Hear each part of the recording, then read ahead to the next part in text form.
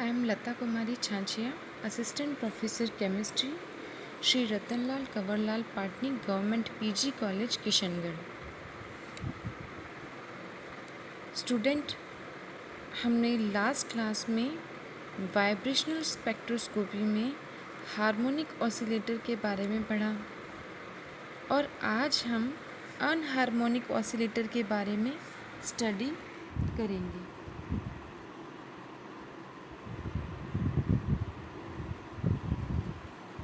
हमने पढ़ा है कि जब कोई पोलर मॉलिक्यूल आईआर रेडिएशन को एब्जॉर्ब करता है तो उसमें वाइब्रेशन होने लग जाते हैं।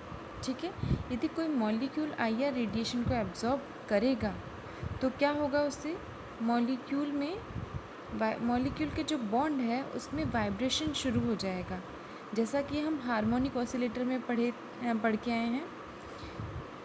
तो हमने वहाँ पर क्या माना कि डायएटॉमिक मॉलिक्यूल के जो बॉन्ड को हमने एक स्प्रिंग से उसको कंपेयर किया, स्प्रिंग से हमने उसकी तुलना की और हमने देखा कि कैसे एक स्प्रिंग को यदि हम खींचते हैं या स्ट्रेच करते हैं या कंप्रेस करते हैं तो मॉलिक्यूल वापस अपनी पोजीशन पे आता है, फिर स्ट्रेचिंग, फिर कंप्रेशन। इस तरह से एक तरह से सिंपल हार्मोनिक ऑसिलेटर की तरह वो बिहेव करने लग जाता है।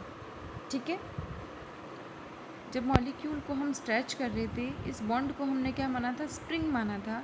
तो हम स्प्रिंग को यदि हम स्ट्रेच कर रहे थे तो वापस वो रिस्टोरिंग फोर्स एक काम करता है जो डिस्प्लेसमेंट के अपोजिट डायरेक्शन में वर्क करता है, जो मॉलिक्यूल को वापस उसी पोजीशन में लाने की कोशिश करता है। तो इस तरह से बॉन्ड लेंथ का बढ़ना और घटना ये क्या है, एक तरह से वाइब्रेशन की तरह बिहेवियर है मॉलिक्यूल का। ठीक है, जब हम बात कर रहे थे सिंपल हार्मोनिक ऑसिलेटर की, तो इस तरह से यदि वाइब्रेशन होता है तो मॉलिक्यूल किसकी तरह बिहेव करता है, सिंपल हार्मोनिक ऑसिलेटर की तरह। ठीक है, कि बॉन्ड लेंथ में स्ट्रेचिंग और जो कंप्रेशन ये बार बार किसकी तरह बिहेव कर रहा है, मॉलिक्यूल को किसकी तरह बिहेव करवा रहा है, एक हार्मोनिक ऑसिलेटर की तरह बिहेव करवा रहा है। और जब हम इसका एक ग्राफ हमें जो मिलता है वो ग्राफ कैसा होता है, पैराबोला ग्राफ हमें प्राप्त होता है। ठीक है, आपने हार्मोनिक ऑसिलेटर में देखा था तो हमें क्या मिल रहा था, एक पैराबोला ग्राफ मिल रहा था।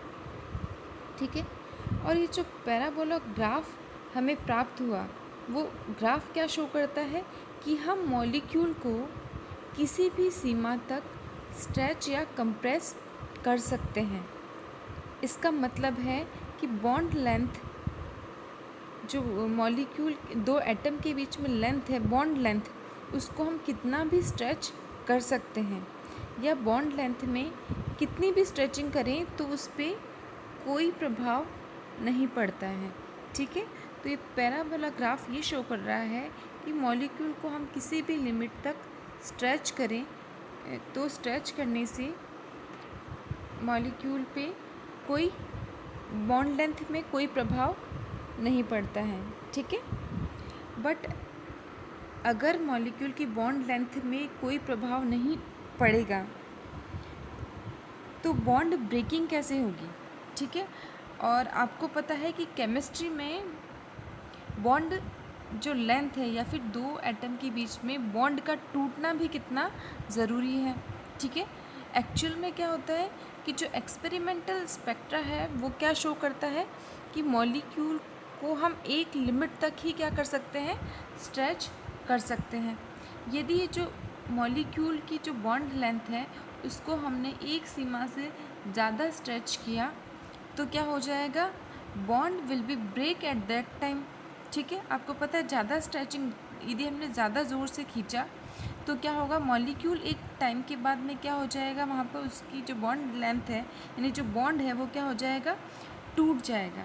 ठीक है, और जो ये बॉन्ड लेंथ का टूटना क्या प्रूव करता है कि मॉलिक्यूल हार्मोनिक ऑसिलेटर की तरह नहीं होके अनहार्मोनिक ऑसिलेटर की तरह बिहेव करता है।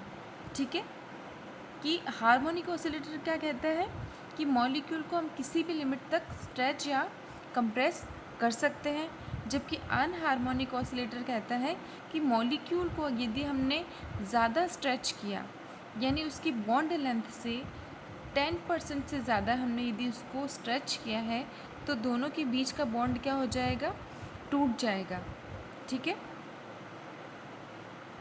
और बॉन्ड यदि टूटेगा तो ही नया बॉन्ड फॉर्मेशन होगा, तो बॉन्ड का टूटना भी ज़रूरी है। तो इसलिए क्या प्रूव होता है कि मॉलिक्यूल हार्मोनिक ऑसिलेटर की तरह नहीं होके अनहार्मोनिक ऑसिलेटर की तरह बिहेव करता है। अब जो अनहार्मोनिसिटी क्या है कि deviation of a system from being a harmonic oscillator. ठीक है, the molecule dissociate at the largest separation when we expand bond length. The energy spacing is not equal between energy level, क्योंकि हम हार्मोनिक ऑसिलेटर में क्या देख रहे थे कि जो स्पेसिंग है एनर्जी लेवल में वो क्या होती है, इक्वल होती है। और कितनी होती है, ओमेगा नॉट। ठीक है, ये जो स्पेसिंग है सभी जो v इजिकल टू 1 से v equal to 2, v equal to 3, v equal to 4, सबके बीच में जो एनर्जी गैप है वो क्या होता है, इक्वल होता है। ठीक है, और जबकि अनहार्मोनिक ऑसिलेटर में जो स्पेसिंग है वो क्या है, not equal. In actual practice it has been observed that molecule does not always vibrate as a simple harmonic oscillator। ठीक है, एक्चुअल प्रैक्टिस में क्या देखा गया कि जो मॉलिक्यूल है वो हमेशा सिंपल हार्मोनिक ऑसिलेटर की तरह वाइब्रेट नहीं करेगा। ठीक है, यदि मॉलिक्यूल की बॉन्ड लेंथ को हम 10% से ज़्यादा स्ट्रेच कर लेंगे तो मॉलिक्यूल क्या करेगा, हुक्स लॉ से क्या करेगा, डेविएट करेगा। ठीक है, रियल जो मॉलिक्यूल है उसमें वाइब्रेशनल क्वांटम नंबर v की हायर वैल्यू पे मॉलिक्यूल जो है वो सिंपल हार्मोनिक ऑसिलेटर को फॉलो नहीं करते हैं, या हम ये कह सकते हैं कि मॉलिक्यूल हुक्स लॉ को फॉलो नहीं करते हैं। ठीक है, हुक्स लॉ क्या कह रहा था कि यदि हम मॉलिक्यूल को स्ट्रेच करेंगे, ठीक है, जिस फोर्स से हम स्ट्रेच करेंगे उसके अपोजिट डायरेक्शन में, ठीक है, वापस एक फोर्स काम करेगा जो मॉलिक्यूल को उसी पोजीशन में लाने की कोशिश करेगा। ठीक है, तो v की जो हायर वैल्यू पे है वो क्या होगा, मॉलिक्यूल हुक्स लॉ को फॉलो नहीं करेगा। ठीक है, पीएम मोर्स ने अनहार्मोनिक ऑसिलेटर की पोटेंशियल एनर्जी को डिस्क्राइब करने के लिए एक एम्पिरिकल फॉर्मूला दिया जो कि क्या है, v equal to D 1 minus exponential b R equilibrium minus R का होल स्क्वायर। ठीक है, b यहाँ पर क्या है, कांस्टेंट है जिसका मान क्या है, √k/2d। ठीक है, और d क्या है, यहाँ पर d है dissociation energy of a molecule. ठीक है, जो कि यूनिटलेस है।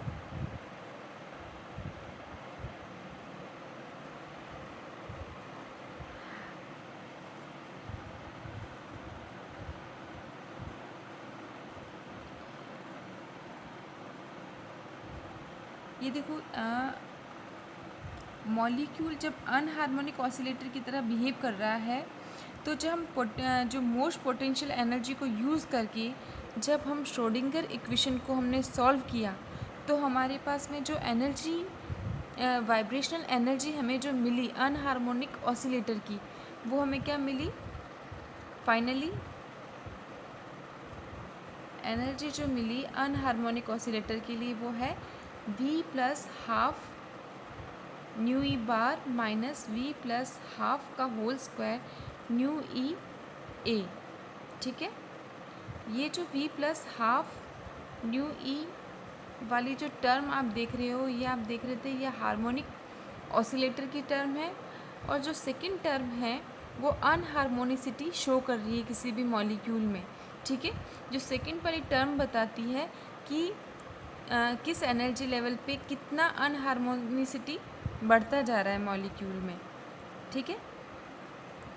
तो ये हार्मोनिक ऑसिलेटर की टर्म है, और इसमें से हम किसको माइनस कर रहे हैं, अनहार्मोनिसिटी को माइनस कर रहे हैं, तो हमें किसकी एनर्जी मिल रही है, मॉलिक्यूल की अनहार्मोनिक ऑसिलेटर की एनर्जी मिल रही है, ठीक है। हम इसको इस तरह से भी डिस्क्राइब कर सकते हैं, यदि हम v plus half nu E बार को यदि हमने कॉमन ले लिया है, तो यहाँ पर हो जाएगा 1 माइनस v प्लस हाफ ए यहाँ पर क्या है, अनहार्मोनिसिटी कांस्टेंट, ठीक है, जो कि यूनिटलेस है। हम यह कह सकते हैं कि जब डिस्प्लेसमेंट कम होगा या v का मान कम होगा तो मॉलिक्यूल हार्मोनिक ऑसिलेटर की तरह बिहेव करेगा, ठीक है। v के कम मानों पे मॉलिक्यूल किसकी तरह बिहेव करेगा, हार्मोनिक ऑसिलेटर की तरह बिहेव करेगा। बट जैसे जैसे v का मान बढ़ाते जाते हैं, वाइब्रेशनल क्वांटम नंबर का मान यदि बढ़ाते जाते हैं, तो मॉलिक्यूल में तेज़ी से वाइब्रेशन होंगे, और तेज़ी से वाइब्रेशन होंगे तो मॉलिक्यूल में क्या होगी, अनहार्मोनिसिटी बढ़ती जाएगी, और फ्रीक्वेंसी है वो क्या होती जाएगी, डिक्रीज़ होती जा रही है।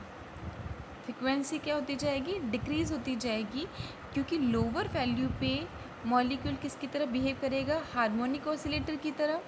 लेकिन जैसे जैसे v का मान बढ़ता जाएगा, तो v के बढ़ते मानों पे मॉलिक्यूल में क्या, अनहार्मोनिसिटी बढ़ती जाएगी, और ये जो सेकंड टर्म है वो कंसिडरेबल हो जाएगी, और ये अगर माइनस होती जाएगी तो क्या होता जाएगा, फ्रीक्वेंसी डिक्रीज़ होती जाएगी v के हायर मानों पे, ठीक है।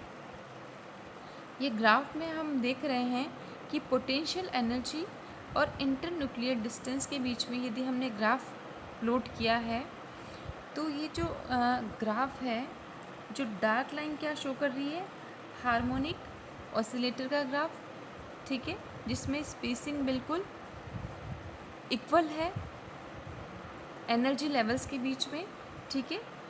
और जो लाइट जो है ग्राफ वो किसको शो कर रहा है, अनहार्मोनिसिटी को शो कर रहा है, मॉलिक्यूल जब अनहार्मोनिक ऑसिलेटर की तरह बिहेव कर रहा है, ठीक है। तो हम यहाँ देख रहे हैं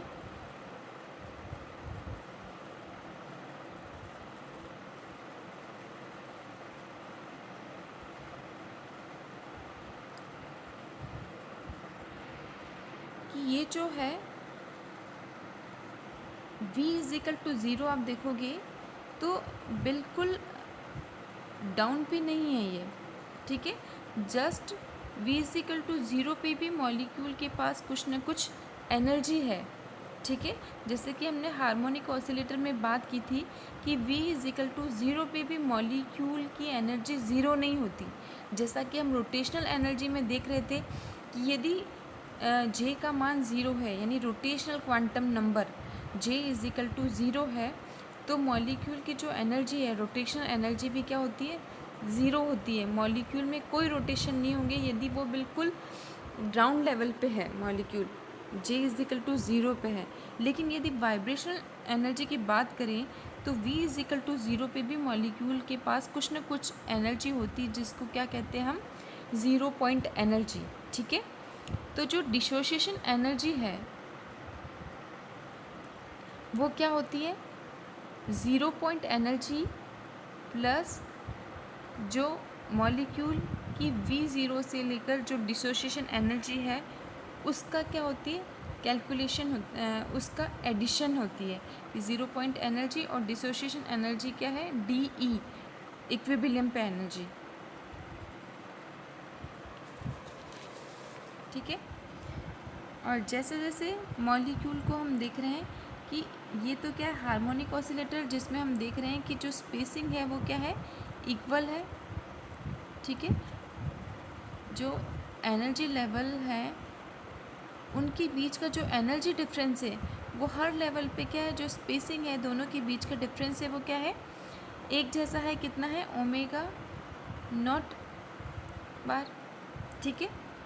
जबकि अनहार्मोनिक ऑसिलेटर को हम यदि देखें, जो डार्क लाइन क्या शो कर रही है, अनहार्मोनिक मॉलिक्यूल किसकी तरह बिहेव कर रहा है, अनहार्मोनिक ऑसिलेटर की तरह, ठीक है। और हम देख रहे हैं जैसे जैसे v का मान बढ़ता जाएगा तो स्पेसिंग है वो क्या होती जा रही है, स्पेसिंग जो एनर्जी लेवल के बीच में है वो कम होती जा रही है और धीरे धीरे और कम होती जाएगी, ठीक है। मॉलिक्यूल में अनहार्मोसिटी बढ़ती जाएगी और यदि मॉलिक्यूल को ज़्यादा हमने स्ट्रेच कर दिया तो मॉलिक्यूल का बॉन्ड यहाँ पर क्या हो जाएगा, ब्रेक हो जाएगा, ठीक है।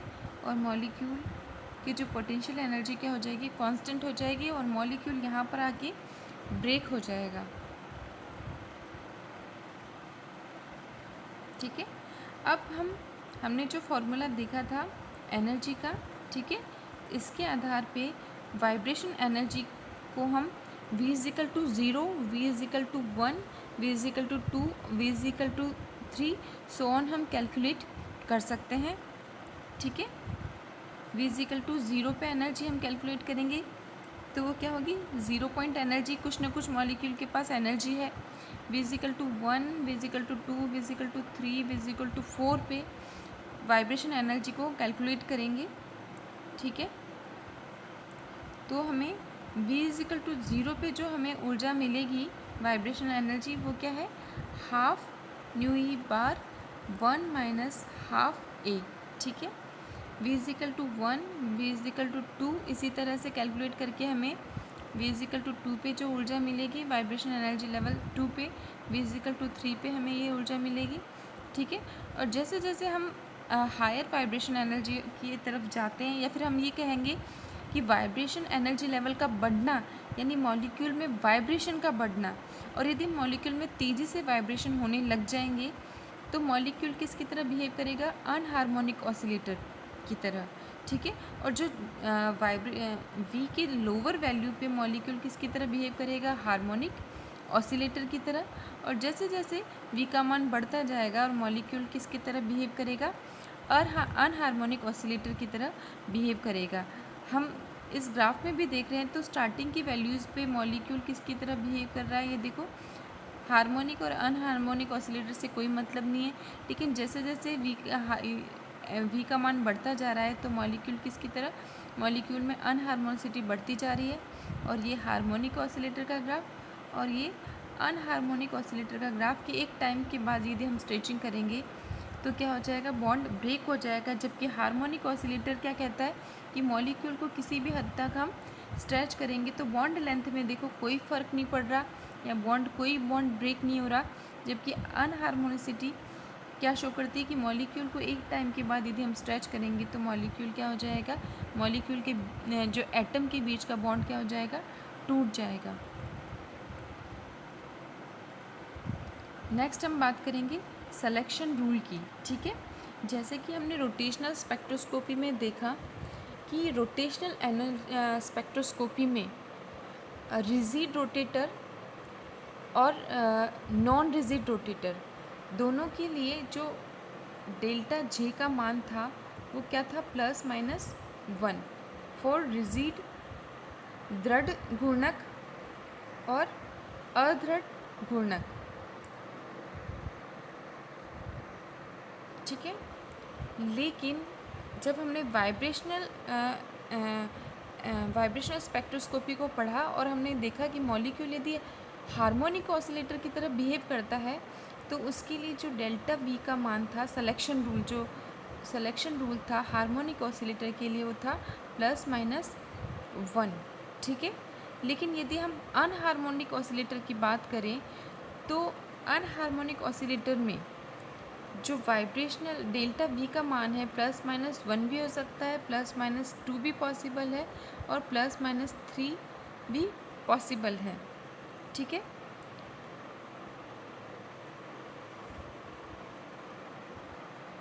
तो आप ये ध्यान रखना कि rigid rotator, non rigid rotator के लिए सिलेक्शन रूल क्या है, हार्मोनिक ऑसिलेटर और अनहार्मोनिक ऑसिलेटर के लिए सिलेक्शन रूल क्या है, ठीक है। इसमें वो भी ट्रांजिशन पॉसिबल है अनहार्मोनिक ऑसिलेटर में जो +1 तो है ही, डेल्टा भी +1 तो हो ही सकता है, +-1, +-2 भी अलाउड है और +-3 भी अलाउड है, ठीक है। ये ट्रांजिशन तो अलाउड है ठीक है। यानी प्रोबेबिलिटी तो प्लस प्लस प्लस माइनस 1 की भी वही है, यदि 2 की बात करें तो भी वही है, और 3 की प्रोबेबिलिटी तो सेम है, बट इंटेंसिटी क्या है, अलग अलग, कि कौन से ट्रांजिशन कितने इंटेंस्ड होंगे। ये ज़रूरी नहीं है कि तीनों की प्लस माइनस 1 की इंटेंसिटी और 2 की इंटेंसिटी और 3 की इंटेंसिटी भी इक्वल हो, ठीक है। तो इंटेंसिटी सबकी अलग अलग हो सकती है, ठीक है, इन ट्रांजिशंस की। लेकिन यदि हम बात करें ग्राउंड स्टेट में, तो ग्राउंड स्टेट की यदि हम बात करें तो ग्राउंड स्टेट में पॉपुलेशन ज़्यादा होगी, और यदि पॉपुलेशन ज़्यादा होगी तो ग्राउंड स्टेट से होने वाले जो ट्रांजिशन है वो क्या होंगे, ज़्यादा इंटेंस्ड होंगे। और जैसे जैसे हायर एनर्जी लेवल की तरफ बढ़ते जाएंगे तो वहाँ पर क्या होती जाएगी, इंटेंसिटी कम होती जाएगी, ठीक है। हम देख रहे हैं कि यदि मॉलिक्यूल वी डैश से वी डबल डैश की तरफ प्रमोट होता है, ठीक है, तो दो वाइब्रेशनल एनर्जी लेवल के बीच का जो एनर्जी डिफरेंस, यानी उन दोनों की ट्रांजिशन के लिए हमें कितनी ऊर्जा की ज़रूरत पड़ेगी। यदि मॉलिक्यूल को हम अनहार्मोनिक मान रहे हैं तो अनहार्मोनिक ऑसिलेटर में यदि molecule lower energy v dash से higher energy v double dash की तरफ प्रमोट होता है तो हमें कितनी ऊर्जा की ज़रूरत होगी। तो इसके लिए हमने जब एनर्जी डेल्टा ई को कैलकुलेट किया तो हमारे पास में जो एनर्जी मिली वो हमें ये प्राप्त हुई, ठीक है। और इस जो डेल्टा वी से हम यदि हम v इज़िकल टू 0 से v इज़िकल टू 1 में प्रमोट हों, ठीक है, यदि कोई मॉलिक्यूल v इज़िकल टू 0 से v इज़िकल टू 1 में जा रहा है तो 0 क्या है, v डैश की जगह हम 0 लेंगे, और ये क्या हो गया उसका लोअर वैल्यू, और ये हो गई उसकी हायर वैल्यू, ठीक है। तो v डबल डैश क्या है उसका 1, ठीक है। तो जो हमने कैलकुलेट किया तो हमारे पास में ई वी क्या प्राप्त हुई, जो एनर्जी है यदि हम 0 से 1 की तरफ प्रमोट होंगे तो जो एनर्जी डिफरेंस है 0 से 1 के बीच में वो क्या है, वाइब्रेशनल जो एनर्जी मिलेगी वो क्या है, न्यू ई 1 माइनस 2a, ठीक है। और जो एनर्जी हमें v इज़िकल टू 0 से v इज़िकल टू, यदि हम 2 में प्रमोट हो रहा है कोई मॉलिक्यूल 0 से, यानी ये क्या शो कर रहा है, v is equal delta v plus minus 2, ये मॉलिक्यूल 0 से सीधे किस में प्रमोट हो रहा है, v इज़िकल टू 2 में यदि प्रमोट हो रहा है तो जो हमें एनर्जी मिलेगी वो एनर्जी क्या है यहाँ पे 2 new E bar 1 minus 3a, ठीक है। इसे आप बार नोट करना, एनर्जी जो हमें मिलेगी 2 new E bar 1 minus 3a, ठीक है। यदि मॉलिक्यूल 0 से 3 में प्रमोट हो रहा है, ठीक है, यानी डेल्टा वी का मान प्लस माइनस अगर 3 है तो मॉलिक्यूल में जो हमें ऊर्जा मिलेगी v इज़िकल टू 0 से v इज़िकल टू 3 में जाने पर, तो वो एनर्जी डिफरेंस कितना आएगा, 3 new E bar 1 minus 4a, ठीक है। तो जैसे जैसे यदि 0 से 1 में जा रहा है तो मॉलिक्यूल में जो इस बैंड को हम कहेंगे फंडामेंटल बैंड, ठीक है।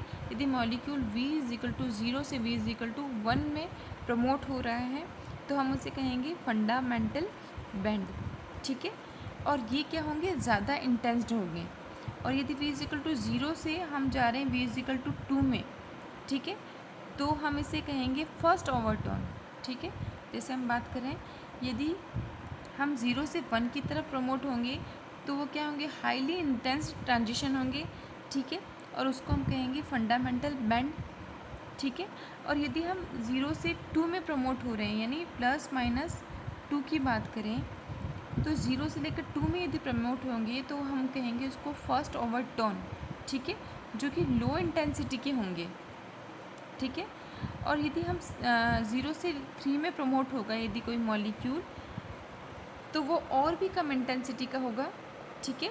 यहाँ पर क्या है, डेल्टा वी का मान क्या है, 0 से 3 में जा रहा है तो +-3 ये अलाउड तो है, लेकिन इंटेंसिटी क्या होती जा रही है इनकी, प्रोबेबिलिटी तो सेम है लेकिन इंटेंसिटी क्या होती जा रही है, कम होती जा रही है। और यदि हम थर्ड ओवरटोन की बात करें तो 0 से 4 में यदि मॉलिक्यूल जा रहा है, यानी +-4 की यदि बात करें तो उनकी जो इंटेंसिटी है वो बिल्कुल क्या आएगी, नेग्लिजिबल।